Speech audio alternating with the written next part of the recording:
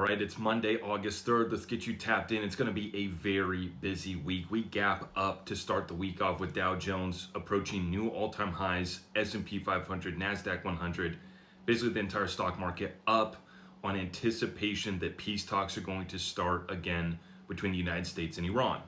Not holding my breath, but the market likes it. The market is reacting positively. Oil back down below $78 per barrel, and then I'm looking at this USD versus JPY pairing. They smacked it back down to 155. So this is US dollars versus Japanese yen. It shot all the way up to 164, which is a level that we haven't seen since the late 80s. So this carry trade was about to start unwinding aggressively if it hadn't have been for the massive intervention from the Minister of Finance in Japan in coordination with the United States Treasury stepping in, selling euros to go buy Japanese yen.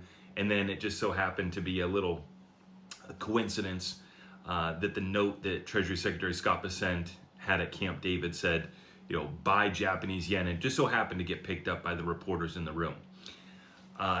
So the problem though, all of this is great. Market ticks up over the weekend and as we open up Monday here. But the problem for crypto is that this is really hinging on certainty on the war, which people are still iffy about. And then will we get the Clarity Act vote this week? That is what we're watching for. Still no vote scheduled. Senate heads off to recess on Friday. That's their last day of work, and then they're gone basically for the rest of August. Don't come back till September. Even if we do get the Senate to vote and they pass it, we still have to go reconcile with the House. So no chance really that the Clarity Act gets done this week. But if we could at least get the Senate to vote on it and to pass it, it starts the process for us to be able to get it done before the midterm elections. If not, if the Senate does not get a vote and we don't pass it before the August 7th recess here at the end of this week, very troublesome. Our odds for the Clarity Act passing before the midterms will take a big hit, and I'm expecting that that could be what brings in sub $1 XRP this month. Typically what we see for midterm years in August, it's a rough month for crypto. It's a rough month for XRP in particular.